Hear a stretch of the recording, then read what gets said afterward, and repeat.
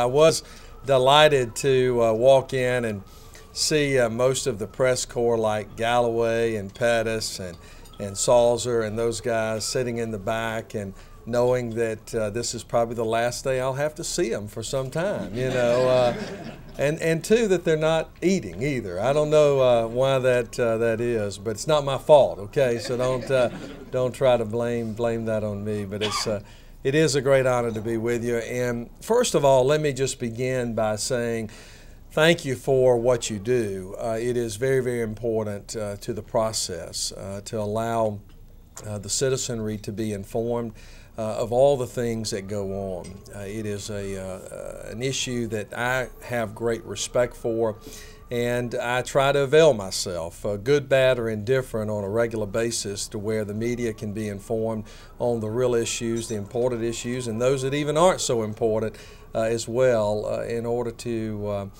really give you the tools necessary for the citizenry to be informed. In the 80s, you saw an enormous amount of sprawl within our state, people fleeing the city and going out into the suburbs. And now just the reverse is happening. More and more people want to be back downtown, and we need to make sure that we're adjusting to the times as well, and transit is certainly a piece of that. But the financial model has to be right. I cannot emphasize enough that just throwing money at an issue does not solve it. It does not solve it. It doesn't solve it in business, and it doesn't solve it in government. You've got to make sure the business model is right, and we want to help in making that become a reality, and we certainly think the governance is a step in the right direction, but along with that, we're confident that we can do the same types of things as it relates to transit. There was not a poll issued in the state at all that supported that the people of Georgia were willing to levy a 1-cent sales tax for transportation. And it's never been done in the history of any state in the nation that we're aware of. We were offering a solution that, one, made sense, had been proven, and would generate the type of revenue that would be necessary to help us solve the transportation issue. The question predominantly was that they're utilizing the stimulus funds will create future holes in budgets, and that is very true.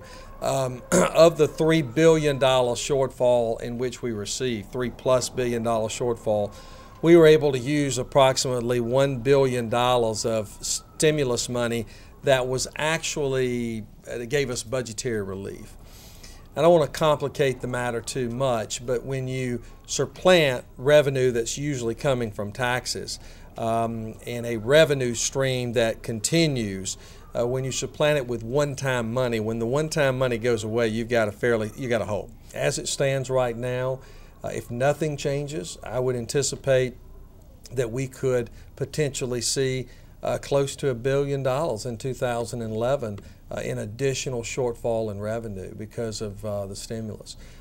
Stimulus and other factors that come in line. The problem is the number gets even larger in 2012. So we are in no way